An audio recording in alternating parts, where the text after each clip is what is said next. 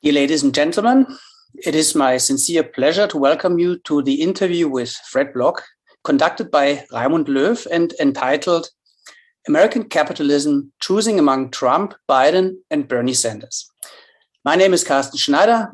I'm Professor of Political Science at Central European University, my apologies, and I welcome you on behalf of my department and CEU as a whole. We are honored to have with us Fred Block. He is a globally well-known scholar who does not need much of an introduction, but he will nevertheless get a proper one from Raimund Loew in a second. Raimund Loew is an acclaimed Austrian journalist. Over the course of his successful career, he is still working for the ORF and Falter, and he has received several prestigious prizes for his work. We are very glad that Mr. Loew will lead us through this event tonight. This public interview today forms part of the Viennese Karl Polanyi Visiting Professorship. And this is a cooperation project of the University of Vienna, the Vienna University of Economics and Business, Central European University, and the International Karl Polanyi Society, and the Volkshochschule Wien, and supported financially by the Vienna Chamber of Labor. Each year, 2 world-renowned scholars are invited to fill this visiting professorship, and Fred Block is the current visiting professor. During his tenure, Fred Block has been involved in several activities. Many of them have the goal to involve a broad, also non-academic audience, and that is fully in the spirit of Karl Polanyi.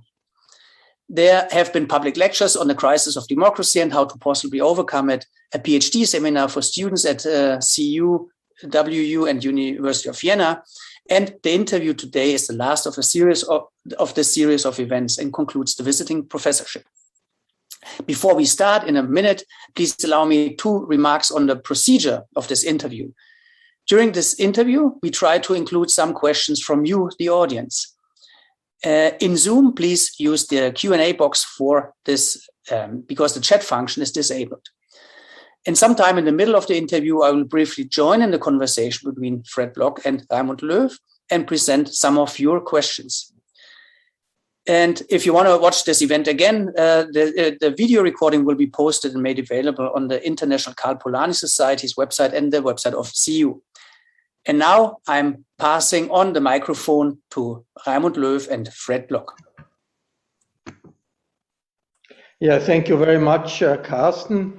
Welcome, everybody. It's an honor for me to be part of this talk at Central European University. The title we decided on, you heard it already, American Capitalism, Choosing Between Trump, Biden, and Bernie Sanders, the former president, the actual president, and the senator from Vermont who describes himself as a democratic socialist. I think it's an appropriate topic at a very appropriate time, because worldwide we are in a time of many upheavals happening at the same time, and many of them coming from America. Obviously, the political upheaval that American democracy has seen, where American democracy nearly collapsed with the onslaught of the former president against the liberal democratic system, something certainly unthinkable quite a time ago.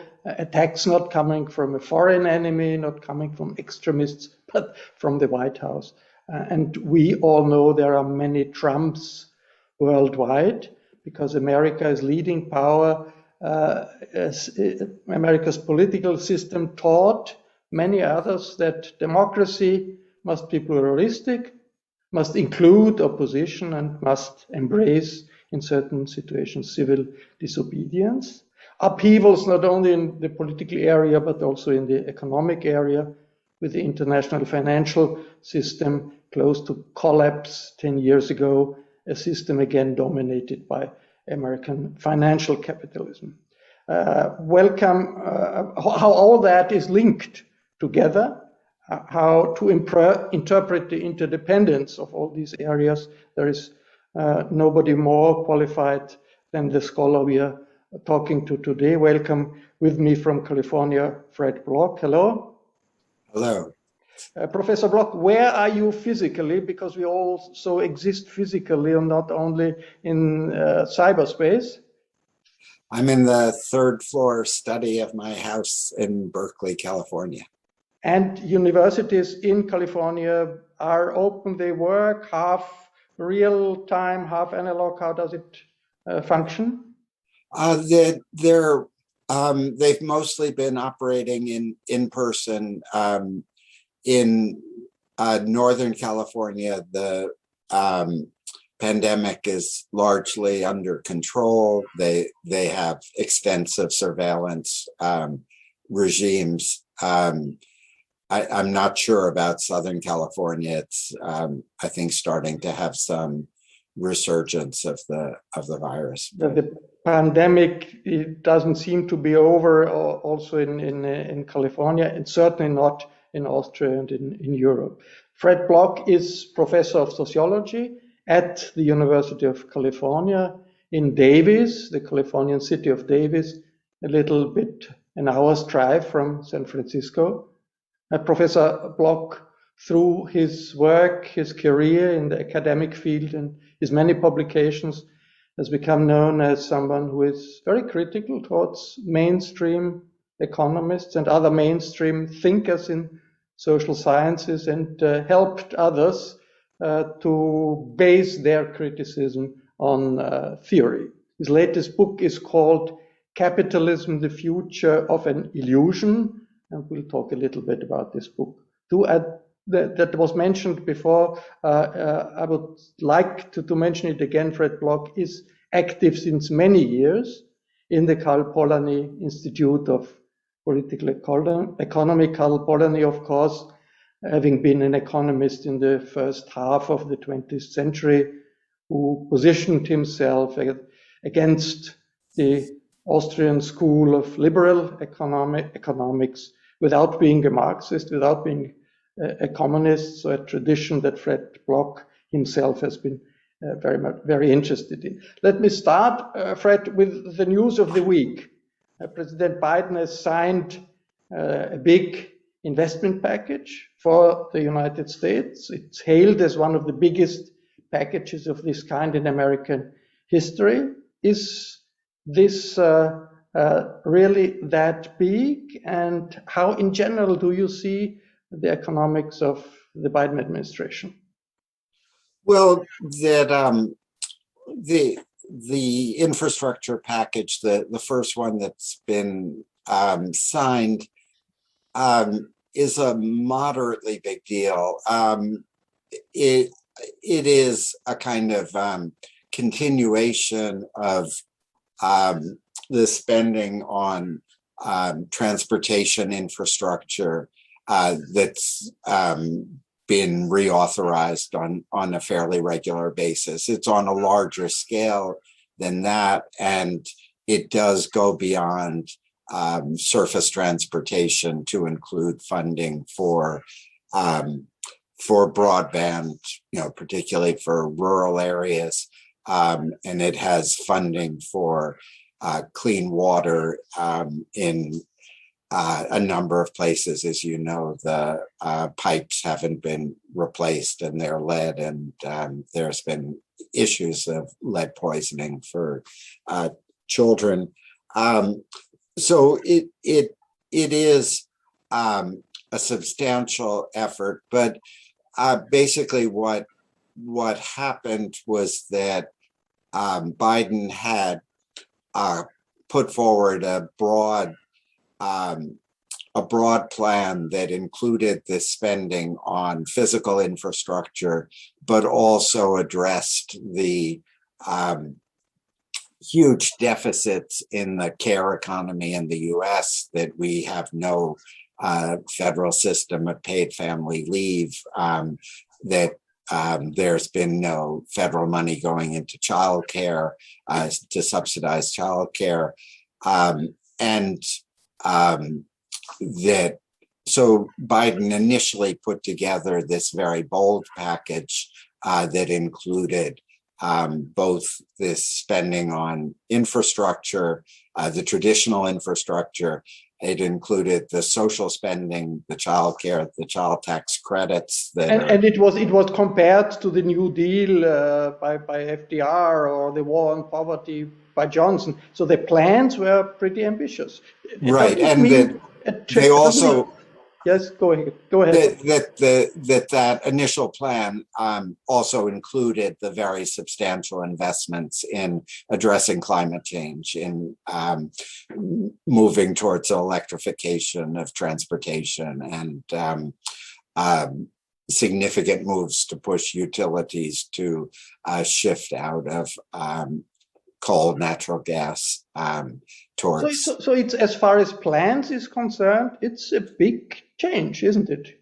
It's a very big change. But so what happened as the legislative sausage making proceeded was that the plan got divided up in a somewhat peculiar way, in that more centrist Democrats wanted Republican buy-in. And so there was a long process of negotiation. And so much of the physical infrastructure investment was hived off into a separate bill. This is the one that was signed today, and it had strong bipartisan support in the US Senate, which, as you know, is now extremely unusual given the polarized nature of American politics. But I think fully 19 Republican senators voted for it. So what this created was a tension that the idea was that this was all that Republicans would support.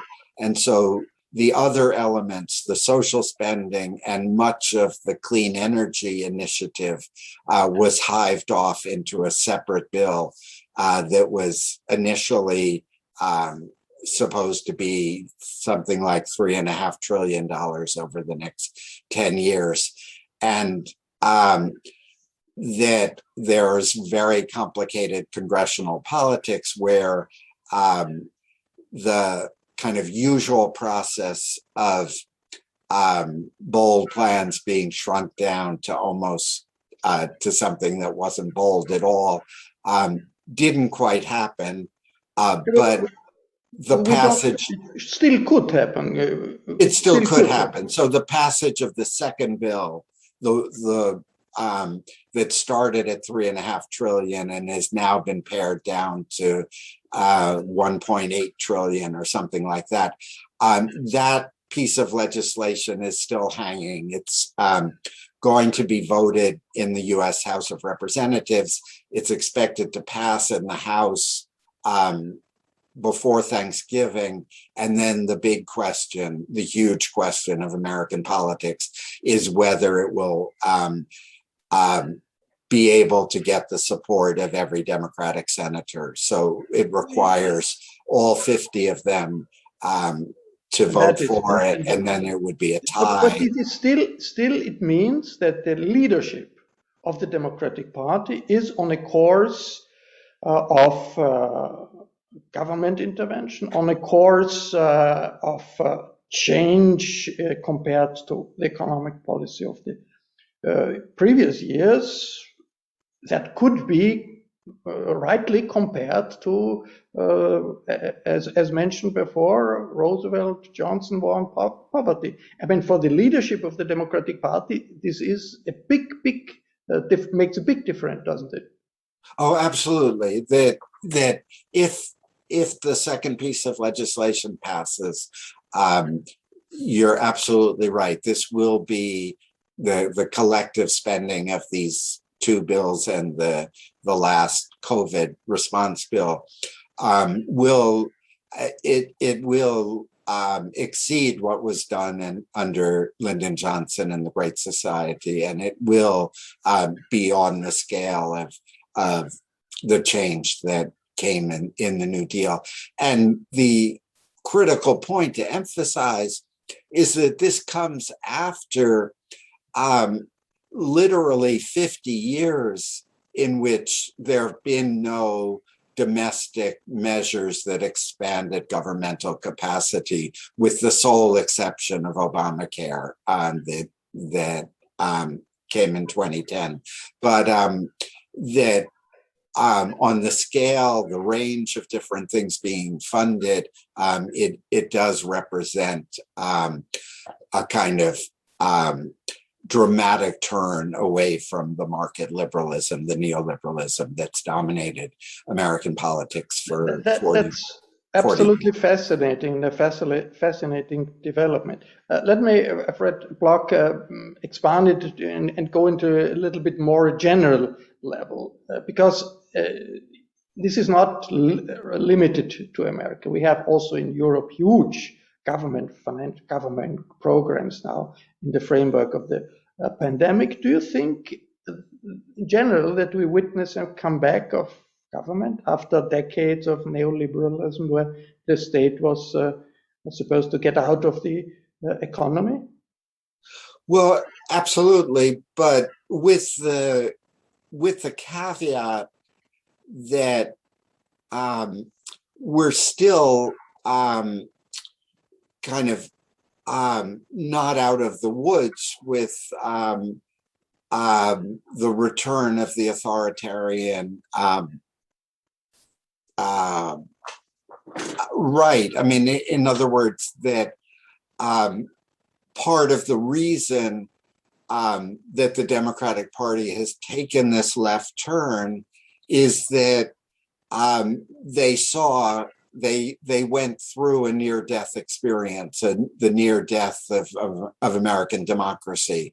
And there was a recognition by the Democratic Party leadership that the only way to break the dynamic that was pushing the Republican Party further to the right and further in the authoritarian populist direction was to address the kind of deep economic and social needs of the society. But it's a big gamble as to whether, well, first, whether all of the legislation will get through, and second, whether it will have the intended impact of changing the political facts on the ground. Near death of American democracy, that's a very strong characterization of what has happened. Of course, Trumpism was defeated a year ago, defeated at the election, then defeated on January 6th, where his fans tried to attack the Capitol. But Trumpism is not over. So it's still a very strong, it still dominates the conservative side of the political spectrum. I want to ask you first, how do you characterize Trumpism? Is that fascism of our time, anti-democratic, leadership-oriented, xenophobic, and having a certain mass movement? Yeah, I mean, I find the the fascism debate kind of pointless. I mean, that it's true that Trumpism didn't have people organized in a special color of shirt, who were organized in paramilitary bands.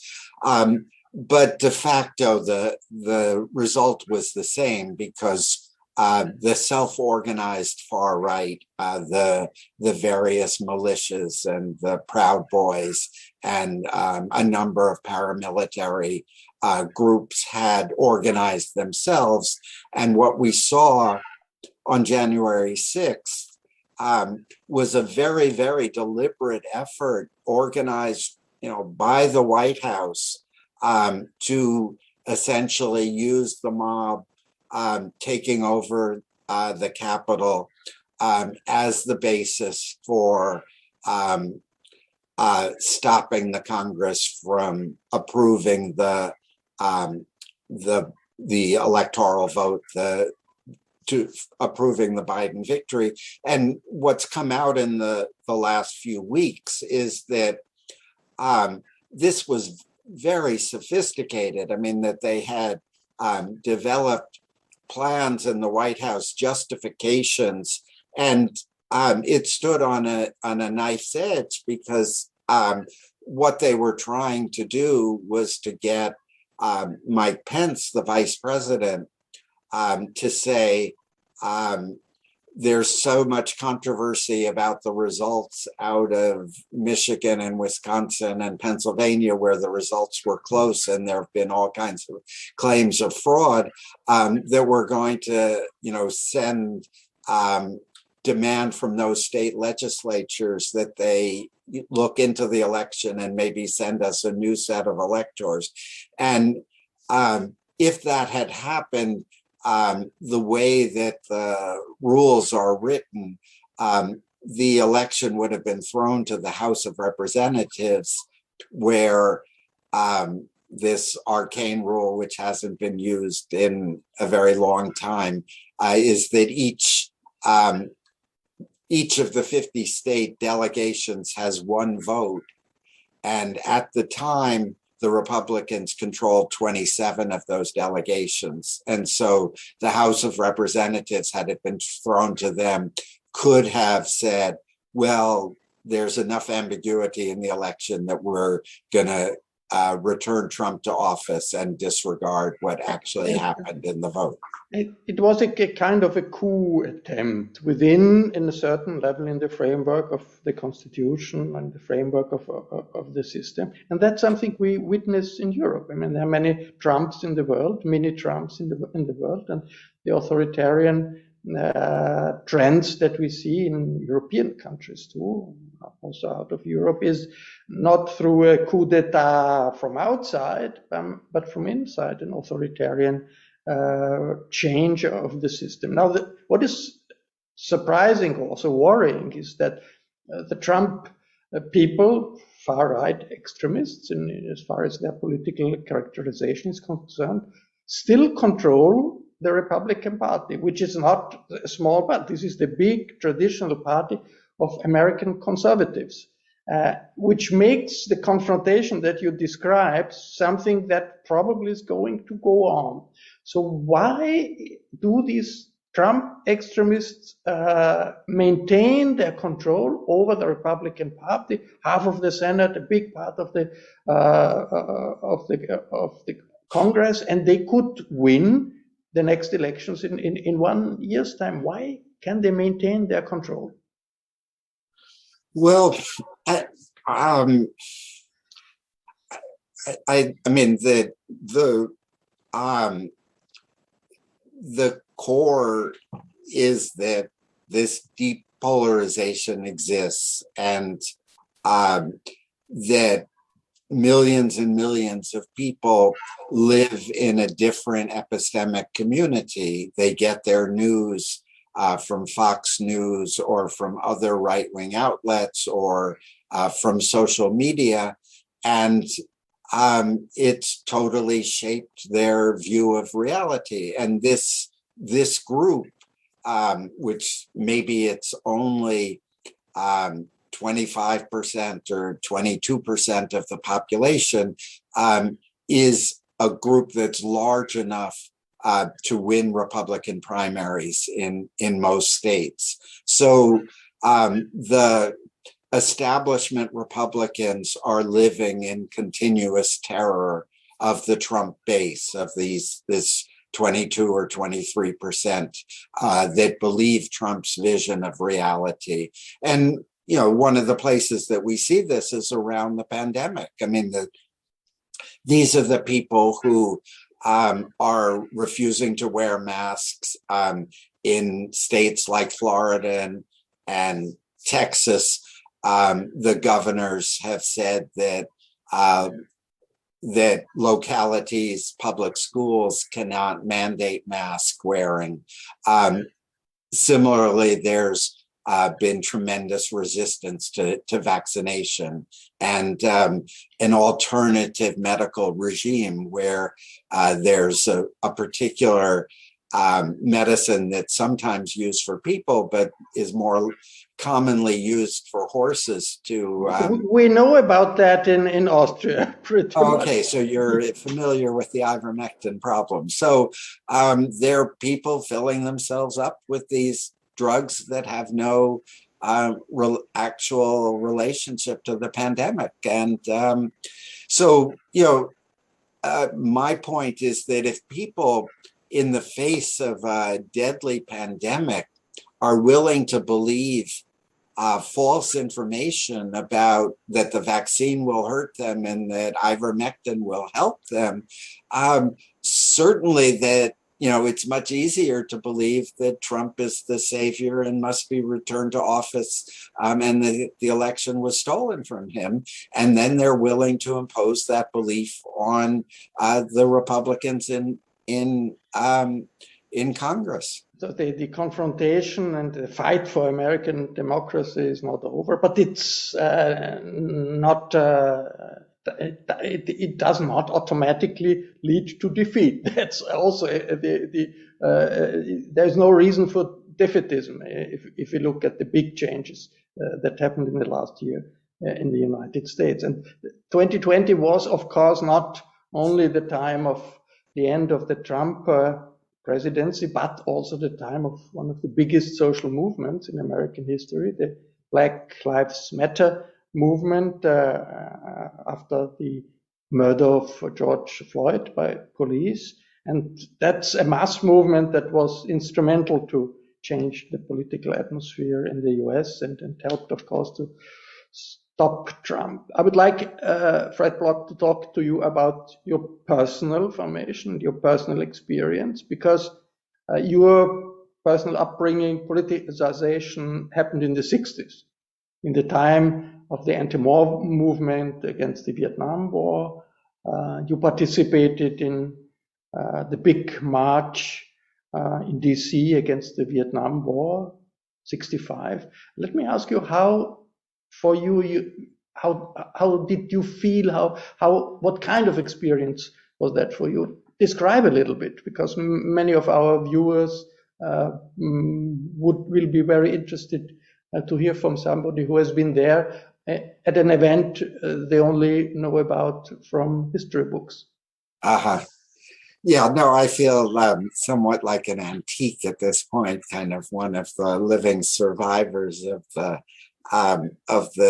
new left of the 1960s. But let me emphasize that I came from a liberal middle class family and radicalized in response to the civil rights movement on the one side and the Vietnam War on the other.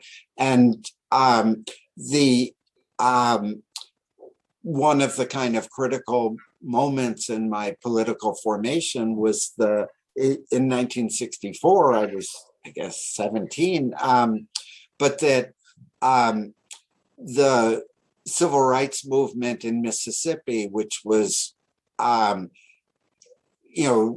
a plantation economy relatively unchanged from the late 19th century, and extremely systematic racial exclusion. And when Black people began to attempt to register to vote, the response was violence and extrajudicial killings. And in the summer of '64, 3 northern civil rights workers who had gone to Mississippi were killed and buried in a dam. Out of the mobilization, there was a challenge by the Mississippi Freedom Democratic Party of the mainline Democratic Party, which was a segregationist party that excluded Black people and pursued a reactionary political agenda. And so at the Democratic National Convention in '64, where Lyndon Johnson's reelection was being managed, there was a challenge to the segregationist Democratic Party. And by this slate of an integrated slate of Black and white people who represented the possibility of an integrated, desegregated Mississippi. And essentially, the forces of political compromise, I think, allowed some token representation of the Mississippi Freedom Democrats, and the segregationist Democrats were allowed to be seated. And it was a moment of recognition of the degree to which the existing political system was endorsing and partaking in in the continuation of racial apartheid in parts of the country. So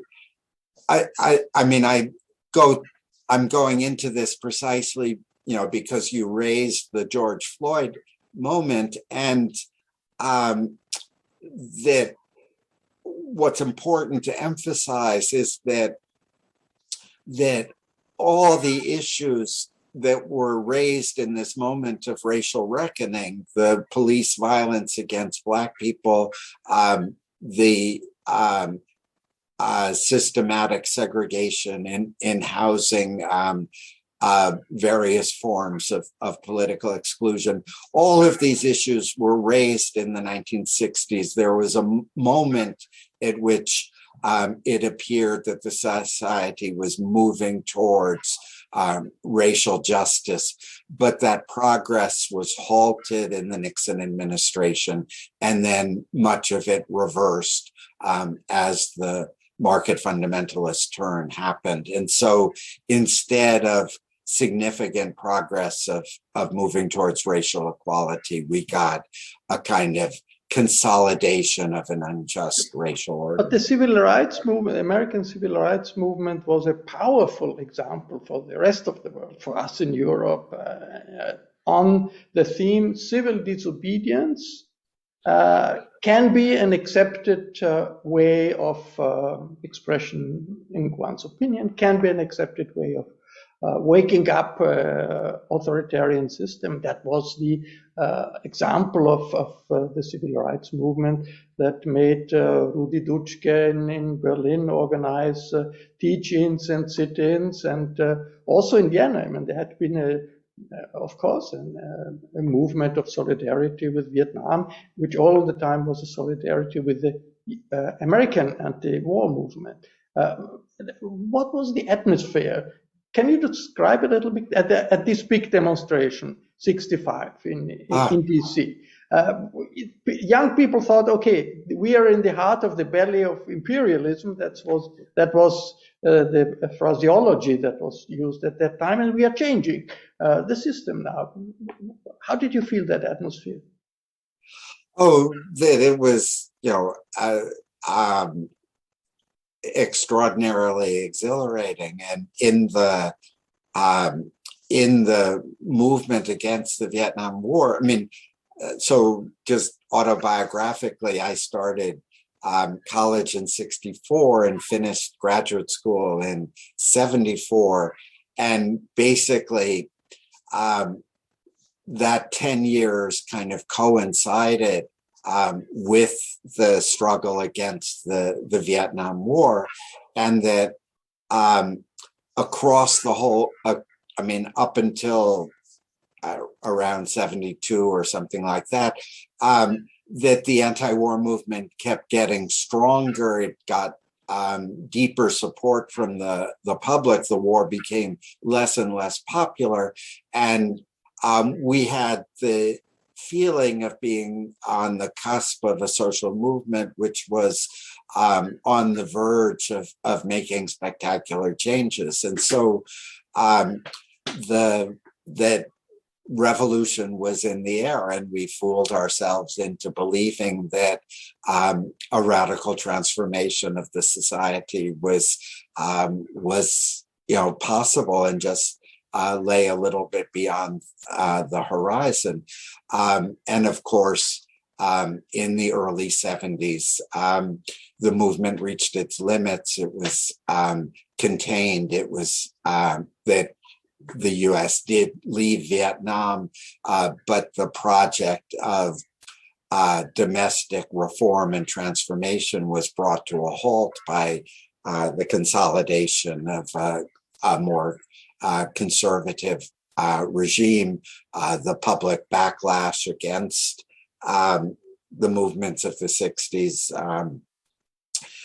fueled the rise of the new right. And by the end of the 70s, we had Reagan and the beginning of market liberalism. And so of course, but you also had Barack Obama. You had Reagan, but also you had Barack Obama. But I mean, the 60s changed America. They didn't. The activists of the 60s didn't take power. One might say that's not such a bad thing, because we don't know what they would have done if they would have taken power.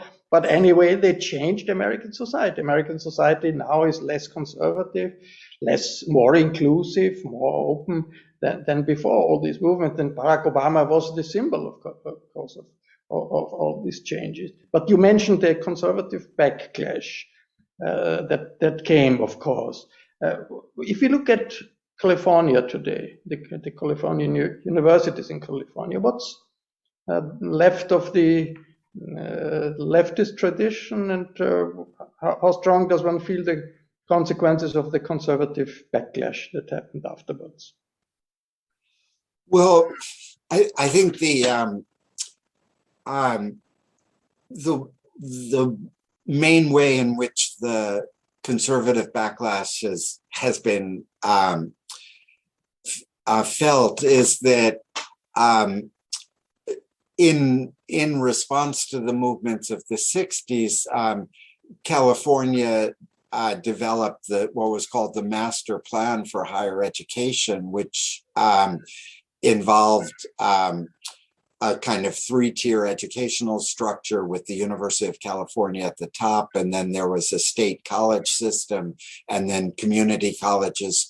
And the idea was that this was all publicly funded and represented a kind of American version of social democracy, in which the educational level of the population would be significantly increased.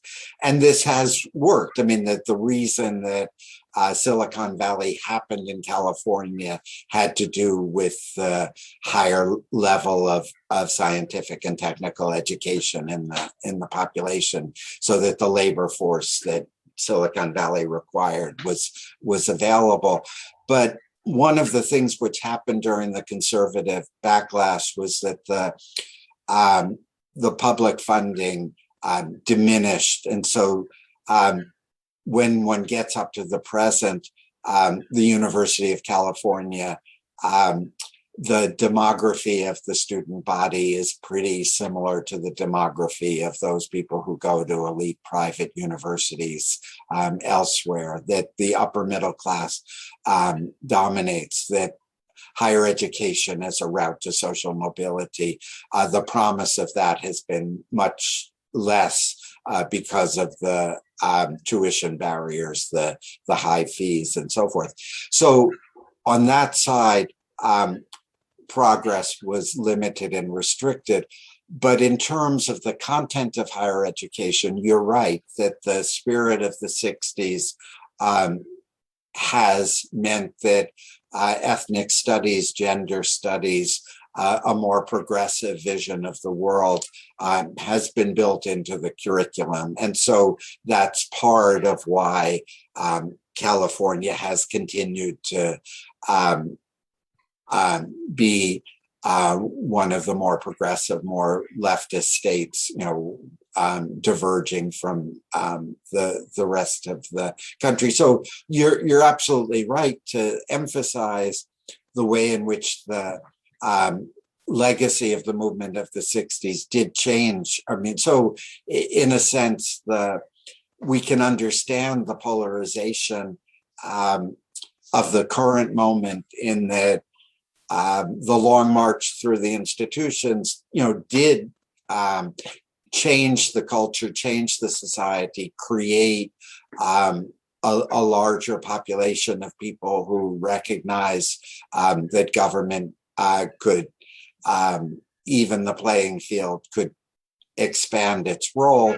But at the same time, the legacy of the right, is still extremely powerful, and is has taken this regrettable turn from kind of Reaganite free market to Trumpian aggressive.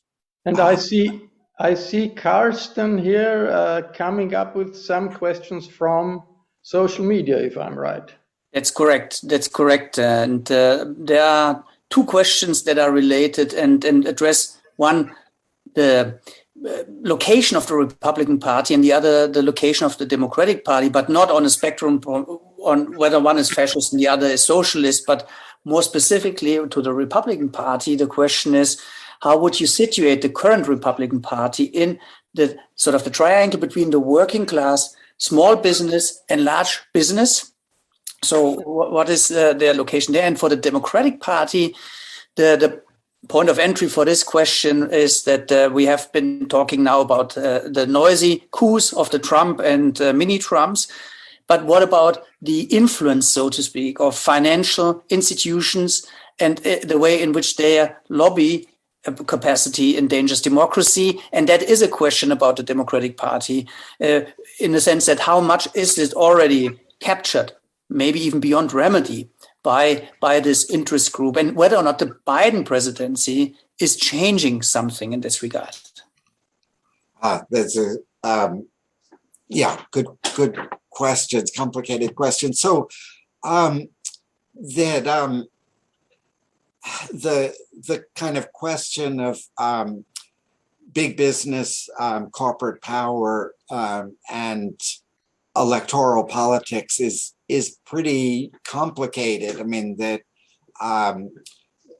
essentially kind of we have a history where big business has been supportive of overwhelmingly supportive of the Republican Party, that some kind of some special sectors of business like a part of Wall Street have been supportive of the Democratic Party, but everything is kind of in a weird kind of flux at the moment, and essentially the Trumpian turn has created a rift between big business, mainline corporations, and the Republican Party, and that was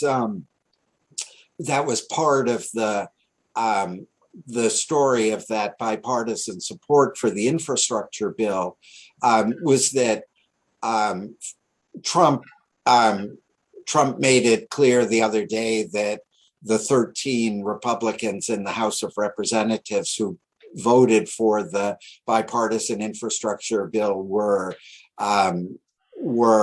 criminals who needed to be driven out of the Republican Party. But in the United States Senate, as I said before, 19 Republican senators voted for this legislation, and that was essentially a reflection of the continuing power of big business within the Republican coalition. They need the infrastructure spending. That if you're the automobile industry, the roads and bridges going into disrepair is a disaster. I mean that many of the businesses are heavily are going to benefit from this infrastructure spending.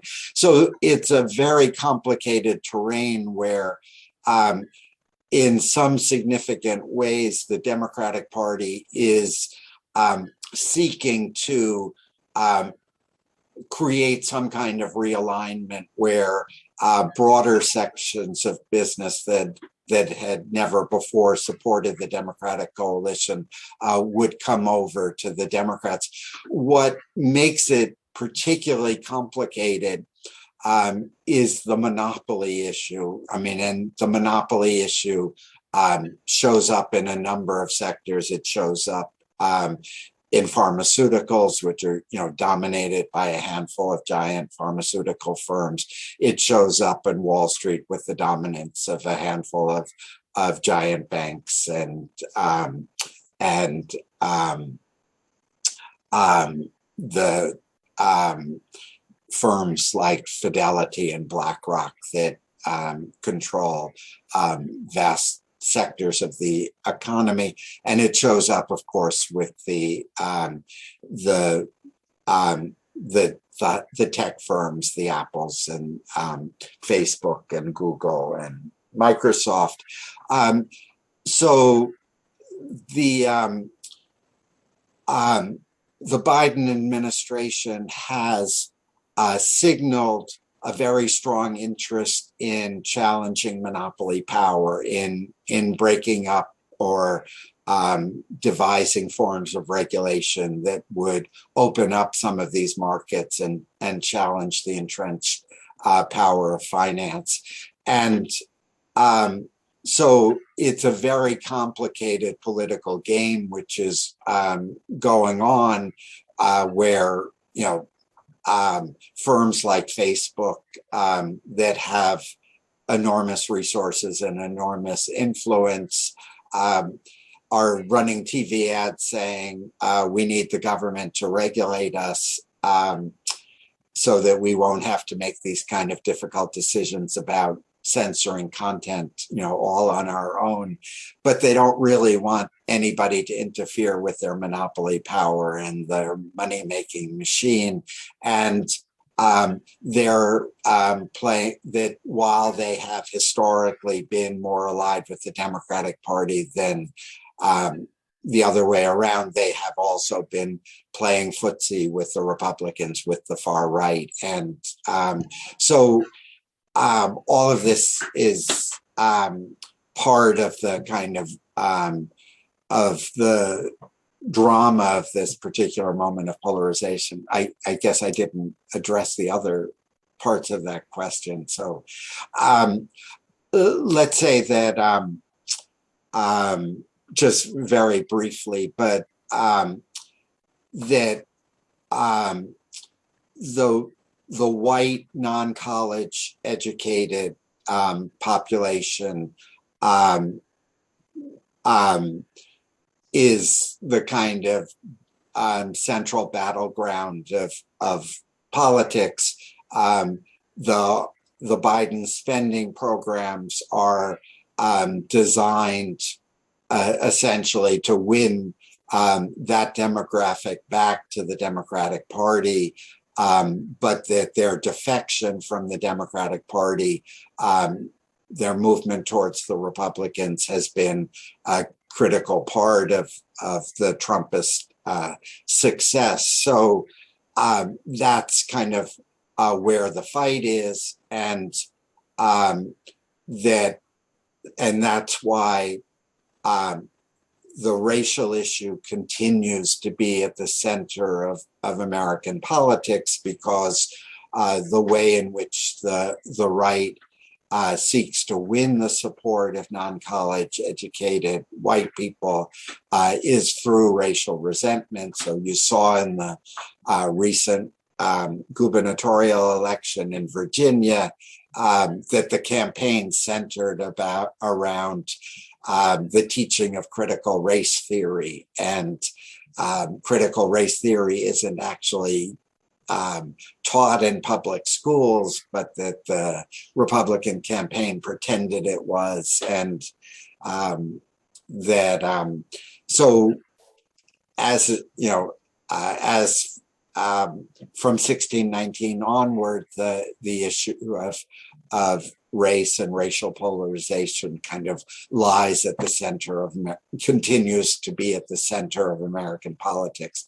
And the question for the Biden administration is whether they can forge enough solidarity across these divided racial lines to preserve its electoral position.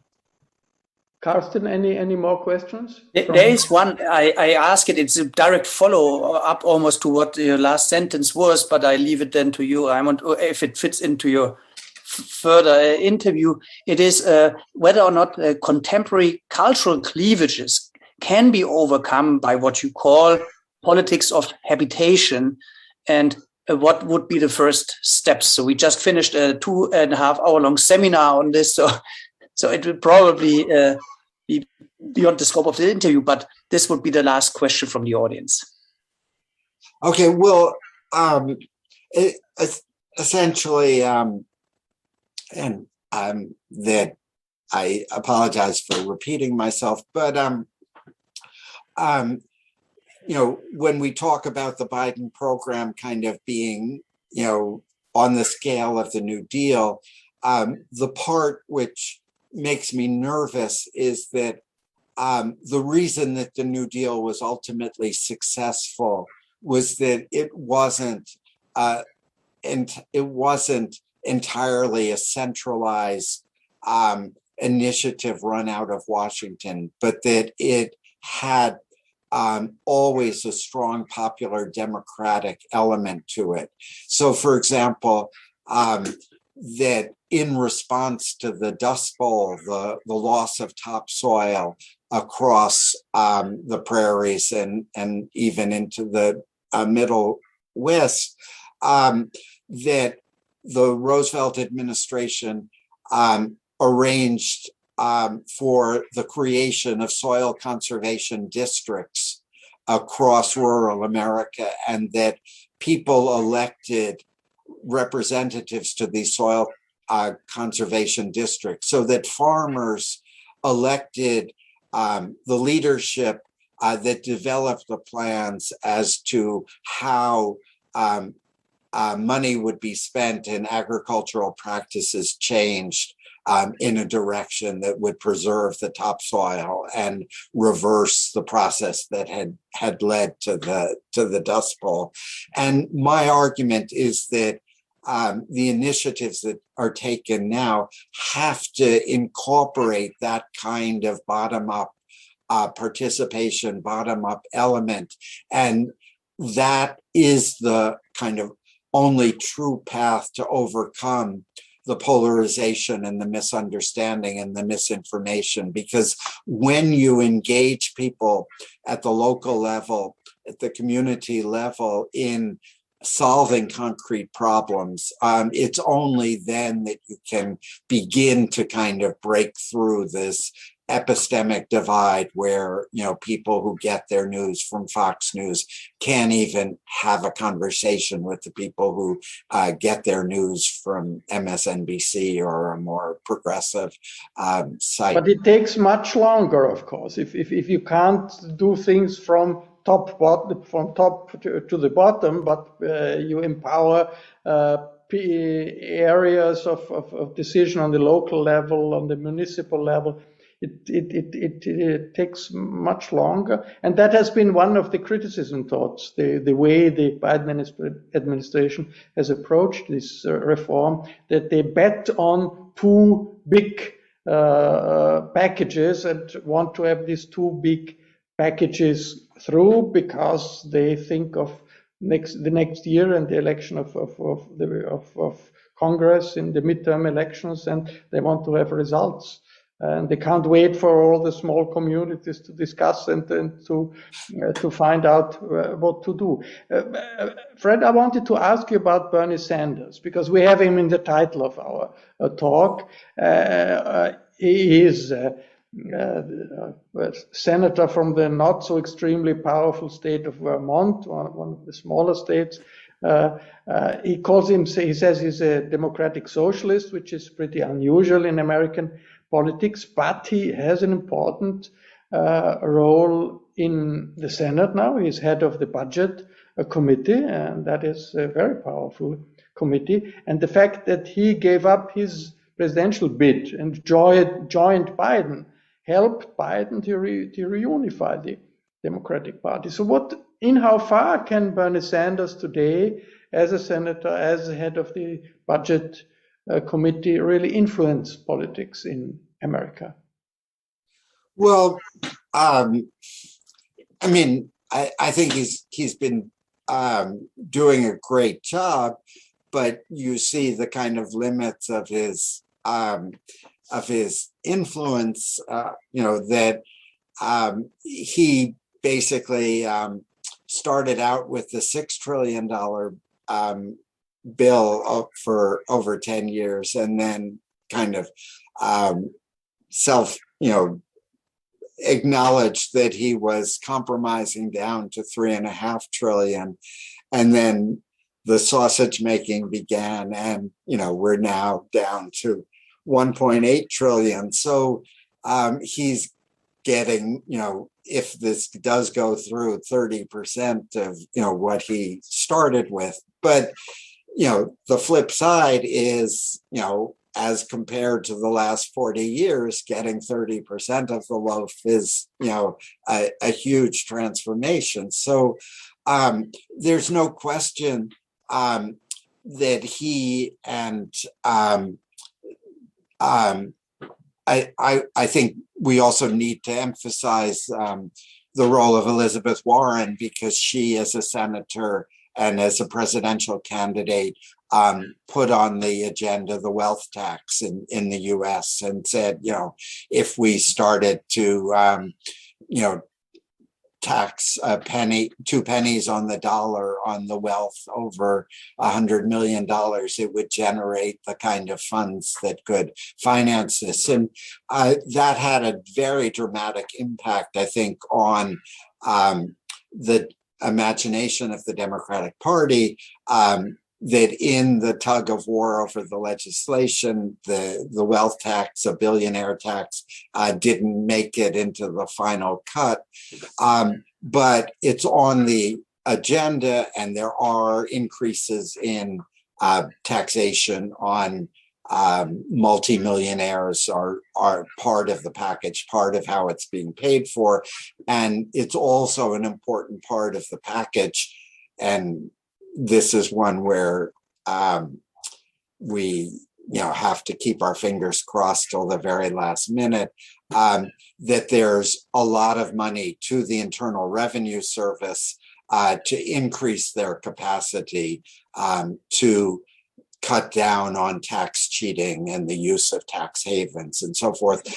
There's, we found out from the latest round of disclosures that the scale of the tax avoidance and the use of tax havens, including tax havens in South Dakota, has just grown exponentially, and that the possibilities for any kind of decent social policy requires much stricter enforcement of the tax code.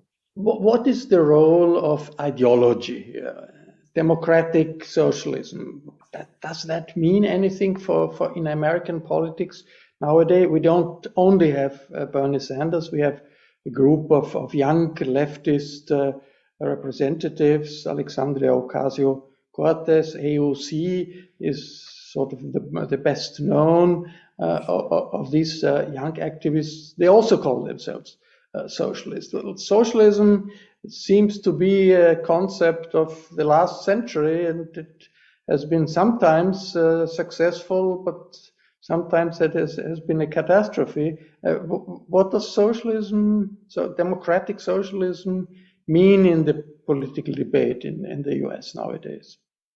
Well, my line on this is that the market fundamentalists, the free market people, brought them on themselves, because in the famous term of Margaret Thatcher, there is no alternative. It's free market capitalism or chaos. I mean, that no other system has worked, and so we can't increase taxes on the wealthy. We can't provide more social services, because that would interfere with the core mechanisms of free market capitalism. And that as a consequence, people under 40, and maybe even now people under 50 in the US, say, well, if that's the only thing on offer, if then I'm a socialist. I mean, because this set of arrangements where we go to college and we end up college with $200,000, $300,000 of student debt, and we spend the rest of our if we're able to find any kind of decent employment, a good chunk of our income goes to pay off these loans. If this is what capitalism is, I want something different. So I see it as a response to the claim that the logic of capitalism closes off all other possibilities, but it has. I mean, that the revival of democratic socialism in the U.S. has played an important role in opening up political space, and without that revival, without the two campaigns that Bernie Sanders waged for the presidency, the left turn of the Biden administration wouldn't have happened. I mean, that it is that pressure from below that created the awareness of the leadership of the Democratic Party, that continuing with what we might call left neoliberalism wasn't going to work. It's no longer a political strategy that can possibly fend off the authoritarian right. Fred, I have another question on the political atmosphere in universities, mainly liberal art colleges. We have in Europe on many pages in newspapers, magazines, we have this discussion if in America, coming from the left, there is a new kind of anti-tolerant streak, the so-called woke culture, meaning that there is the freedom of expression is limited at these universities. We have in these articles the description of a culture of cancel culture. People who don't agree with what woke activists think are not allowed to speak, followed on Twitter, are intimidated. And there are examples of a professor recently in the UK and others who gave up after having been criticized and attacked by so-called woke people. So how do you see this playing out? Is this all exaggerated? Is this description exaggerated, that we have a restriction of freedom and of tolerance coming from radical people of the left, the so-called woke culture? Does that, or are these fringe developments? I think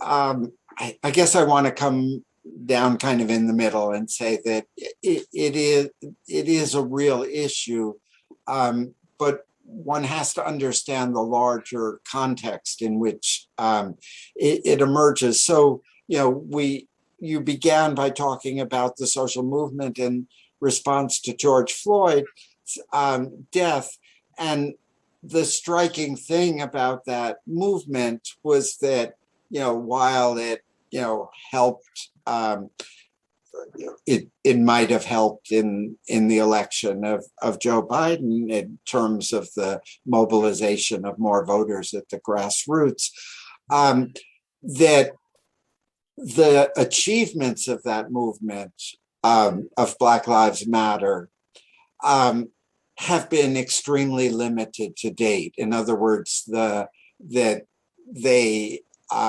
wanted criminal justice reform. They wanted police to be limited in their use of deadly violence. The federal legislation to do that failed to progress. They wanted voting rights secured, but that a number of Republican-dominated states have further restricted voting rights, created more barriers to voting for minority populations. And kind of in the latest round, they're drawing new district lines for the election of congressional and state legislative positions that even further reduce the voice of minority communities in order to elect more Republicans. So but this woke thing is there. Yeah. No, right. Yeah. So, but what I'm saying is that the people who were mobilized in that movement, who were essentially mobilized for racial justice, for racial reckoning, have been unable to affect the larger polity. And so what one gets is this kind of sectarian response where, you can't get the Republicans to be less racist. You can't get the Democrats to push through voting rights legislation. But you can make life miserable for conservatives on your local campus. So it's a kind of outgrowth of a movement that's not able at the moment to win its key objectives. So people turn on each other. They turn on people who might otherwise be allies. So this is going on campuses. It's going on within organizations that are, well-meaning organizations, and leaders are deposed because they weren't racially sensitive enough, and so forth. So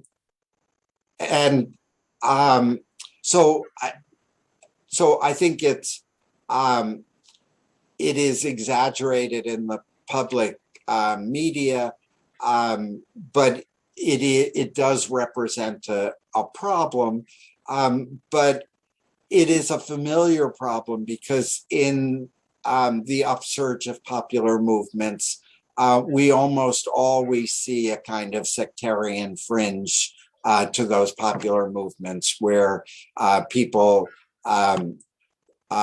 attack, potential allies, are insisting on a rigid set of doctrines, a rigid set of definitions, and so forth. I think there's this fairly strong counter movement.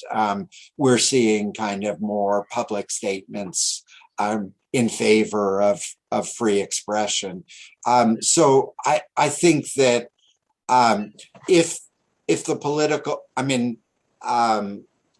it will go away under two circumstances, that if the authoritarian right returns to power, it will go away. If the progressive opening, if the Biden administration is successful in pushing through its program and winning back some of those non-college white voters, and does reasonably well in the midterms and in the next election, then, and the reform movement begins to expand, then I think it'll also go away. Fred Block, I would like to come back towards the end of our talk to your book, American Capitalism, your book on capitalism. You mentioned in that book, that innovations in societies, driving societies, very often come from war situations and are created in warlike confrontations. So today, in the pandemic, we are in a certain way in a warlike situation. Emmanuel Macron, at the beginning of the pandemic, mentioned that quite often, nous sommes en guerre, we are in a war. It was not so popular in Austria and other places when politicians used that metaphor, but of course, there is some truth in it, because to confront the pandemic, you need to mobilize the whole society to do things. You need to make people do things that they don't like to do, maybe. So I wonder, can you explain us what you mean that innovations come from war mobilizations, and where do you see that today in today's situation? Okay, so it's very simple that, going back into the distant past, that rulers, in order to improve their country's military posture, would essentially collect a bunch of smart people and throw money at them and say, develop me some new weapons. And that's how a lot of the innovation in human history happened. A more contemporary example is that, we all know that Fleming discovered penicillin, that the bread mold killed bacteria, but that was in 1923 or something like that. And nobody bothered doing anything with the discovery because it's really expensive to, turn a mold into a commercial product. And that the way in which it happened was that British scientists who were working on the development of penicillin connected with the US Army, like I think in 1939, and persuaded the military that having antibiotics, when the US entered the Second World War, would be very helpful, because a lot of the casualties in war come from infections resulting from wounds. And the US Army essentially underwrote the process of moving from the discovery that the mold killed bacteria to developing a commercial product, because they were facing the imperative of war. So what follows is that we have the capacity to do this whenever we want, if we consider a threat serious enough. And we did this with COVID, that the very short time between the outbreak of the pandemic and the development of the vaccine, or the multiple vaccines, this was the fastest development of vaccines, in human history. It was phenomenal achievement. It was, of course, prefigured by years of government funding of research in mRNA technology, but it was still an extraordinary achievement. And that, the way that I think about it is that we haven't quite, glommed onto the idea that we can innovate productively whenever we want to, if we're willing to collect a bunch of really smart people and throw money at them. And that obviously around the challenge of climate change, we clearly need to do that. And, this has been done, at some significant scale over the last 20 years in terms of public funding of climate-related science and technology, but we need to expand that effort even more dramatically, because that we can find technological solutions, but bringing them to scale requires also a good deal of collective effort. And America has the tradition of self-correction, which is a tradition that is stronger in American democracy because of the democratic tradition, because of the acceptance of civil disobedience, of activity from the base, and this capacity of America to self-correct may help us be a little bit optimistic despite the huge political polarization in this country and despite the big discrepancies between what needs to be done and what can be done. Fred Block, thank you very much for your time and for your insight. Anything important that I missed, that we missed, that you would want to convey to our viewers and our students around the world? I think I think we've conveyed the central idea, which is that we're, on a knife edge, and we're likely to be on that knife edge, between a cheerier future and a very dismal future. We're going to be poised on that knife edge for, probably a number, another 3 or 4 years, and it's a dangerous place to be. And it's a place where one should rather not give up. Thank you very much, Fred Block. Let me thank all of you who had been participating in this talk. Thanks to Carsten Schneider and everybody at CEU who made this conversation possible. And have a good evening, whatever time there is in the time zone you are following this talk. Bye-bye from Vienna.